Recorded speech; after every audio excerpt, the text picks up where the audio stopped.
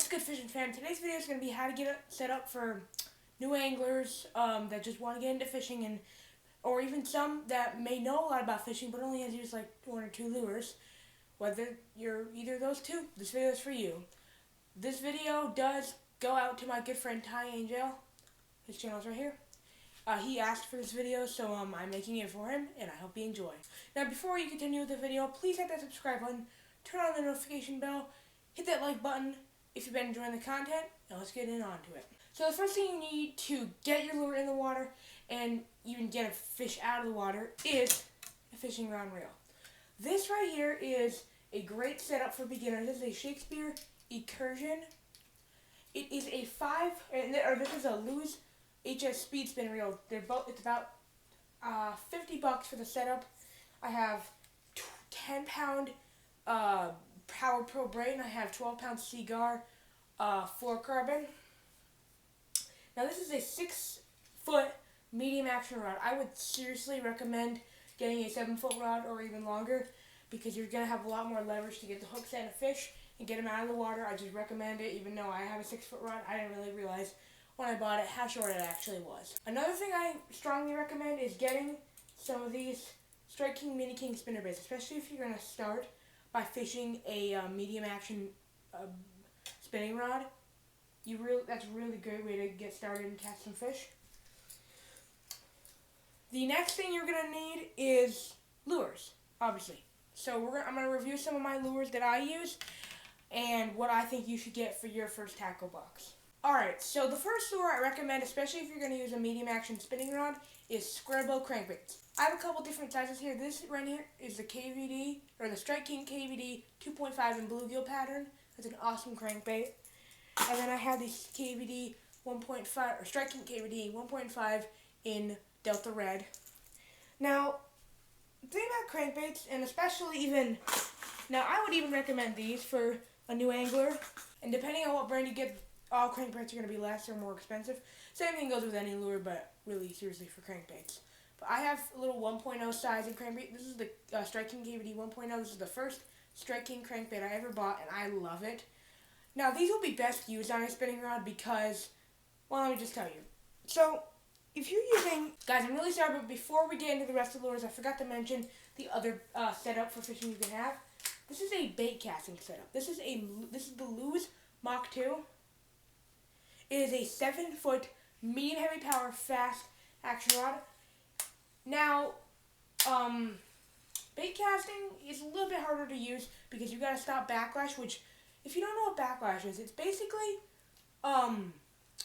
when you cast. This is kind of a free running spool, and basically what happens is when you hit the water, or your lure even stops for a split second, or your lure sometimes I'll cast it out there and the lure will just hang in the water for a second, especially if it's a light bait. What happens is your lure stops and your line stops, but your spool does not know that it has stopped. So it keeps running. And when it keeps running and it's stopped, it tends to frill up, backlash, bird's nest, whatever you want to call it, and it makes a big old mess in your spool, and oftentimes you have to re-spool if it's really bad. Most of the time I can get it out because mine aren't too severe anymore. I used to get really severe backlashes where I had to take out half the spool, but mine aren't quite as severe as they used to be. But still watch out for that, and I will link some videos on how to stop it. And, bait casting is a really good idea, but I'd really just stick to spinning for your first combo. So as I was saying about crankbaits, how you want this is what I would recommend getting. If you're going to get a little 1.0 crankbait like this, I would recommend either getting a 7-foot medium power, moderate action crankbait rod. Make sure it's bait casting if you can. And you can even use these for spinning. I recommend, honestly, using the tiny 1.0s for spinning or on spinning combos because it's just going to get a little bit better performance. Make sure you use fluorocarbon. But besides that, I'm going to tell you why you need the medium moderate action rod, or at least the bendy rod. So, oftentimes what will happen is I've caught little fish doing this, but they were really, really small. If I caught a bigger fish, I might not have landed it. But I was using a very stiff rod. Didn't have a lot of flex. Had a little bit of flex in the tip, but mostly just a stiff rod.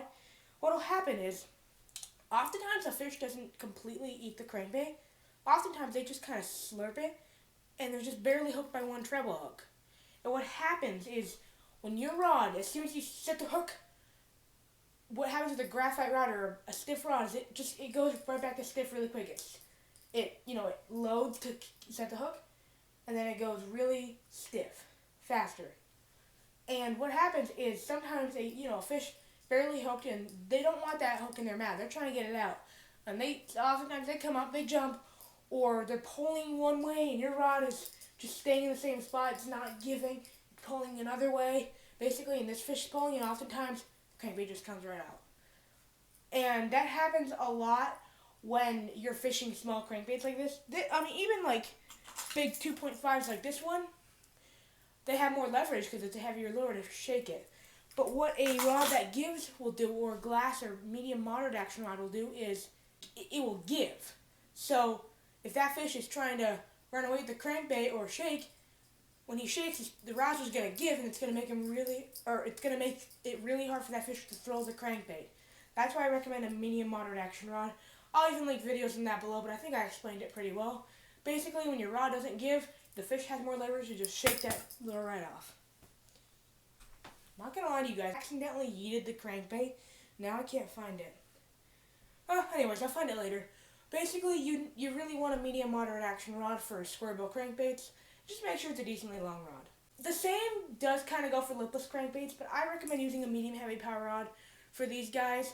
Action, it doesn't really matter that much, but medium heavy power I'd recommend, just because oftentimes these what happens is these things, they're lipless, so with a crankbait, like a square bill crankbait, when you pull it, they just fall on the top of the water. When you pull on them, they dive, and that bill allows them to dive down, and depending on how large that bill is, what it's designed to do, it will go down and it'll deflect off stuff. That's how you get bites with a crankbait. You deflect it off cover, and that's why a medium moderate action rod is so crucial.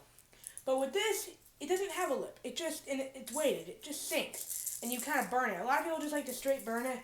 I'd recommend kind of giving it a pop every 10 seconds or so. That'll get a lot more bites, or every 5 seconds if you're getting cast in too quick. But just make sure that you don't do a straight retrieve all the time. Sometimes that's what they want, but not always. But that's a lipless crankbait's an awesome choice. That's the Strike King. I think it's a KVD. I think it's just a Strike King actually. I don't think it's a KVD, but I think it's a Red Eye Shad or Delta Red. The next lure in my this is what I bring to almost any scenario in my tackle box. All these lures I'm mentioning. Next is a jerkbait. Now, a jerkbait is going to excel a little bit better in jerkbaits excel in clear water. They're going to work a little bit better in clear water. You can catch fish in murky water, like with maybe a lighter color or even a darker color, but they excel in clear water. And basically with a jerkbait, you got to use fluorocarbon on them again. You cast it out. I reel it 5 or 6 times to get to its maximum depth, depending on how big the bill is. If the bigger the bill is, the less I think you have to reel it. But once it gets to its maximum depth, you basically want to jerk it like this. And a lot of people, and I honestly, unless you are experienced and really know your bait casters and stuff, I'd recommend just using a spinning, because it's easier to just pop like that. But you pop it, and then you can come up with your own cadence for it. For me, I like pop, pop, pop, pop, pop, or pop, pop, pop, pop, pop, pop. Oftentimes I'll just go pop, pop, pause, pop, pop, and just keep doing that over and over again. But you do kind of want to mix and match it when you're dealing with fish that want a certain cadence. Next lure in my tackle box, and you honestly have to pretty much fish these on a spinning rod, is trout spinners. You can catch bluegill, trout, bass with these, crappie. You can pretty much catch anything with those, so those are awesome lure. I definitely have that in your tackle box. The next lure, now I'd recommend throwing these on a medium heavy rod, not a spinning rod, because you're not going to be able to set the hook as easy. But jigs are another great choice to have in your tackle box, especially when you're dealing with heavy cover. You can flip it, you can punch into heavy cover, you can just fish it on the bottom. But jigs are an awesome way to catch fish when the bite is slow. And there's many different styles of jigs. I'll get into that in another video. But jigs are another great choice. Now the last lure I will have in my tackle box is soft plastics. Soft plastics are pretty crucial when it comes to bass fishing. And I'm going to show you a few good ones. So, If you want to deal with topwater, now this might be a little bit more for advanced anglers that know how to use topwater lures and get into the heavy cover. Buzz toads are a great choice. These are ribbit buzz toads. These are power buzz toads. They're just kind of a soft plastic. It's like a topwater frog, except they're soft plastic. And they work great when you buzz them across the surface. Fish will hit them often. But even better than that, in my opinion, are soft plastic creature baits. This is a Googan Baits Kraken Craw. This is a creature bait. Actually, I have one rigged up on my bait caster rod. It's Texas rigged. It's got a 3/16 ounce slip weight. I would not recommend the slip weight if you're going to use a spinning rod. But it's got that. I recommend those craws. Those crawdads, those are extremely versatile and really work well with bass. I've got a bunch of different craws. I've got these little missile baits. They're like punching baits. I've got these 10,000 fish sock craw. These are awesome. I recommend these. These are just a huge profile bait. I'm going to show you one real quick. That is a huge profile bait. Those are going to catch bass everywhere in the country. I just recommend those, and or even fishing everywhere in the country. But I recommend getting soft plastics, Senkos, curly tail worms, any grubs, any soft plastic. That is really crucial. And depending on the weight of soft plastic, you want to fish it on a spinning or bait casting. Obviously, to even be able to hook a fish with a soft plastic, you need hooks. I'd recommend getting either Gamakatsu 3/0 hooks or these Googan Squad 5/0 hooks. They're kind of pricey, these Googan hammer hooks, but they are really, really sharp, I'll tell you that. I get the 4/0 or the 3/0, the most versatile size in my opinion. That's a really good choice. Good, sharp hooks. Not some off-brand. Get good, sharp hooks.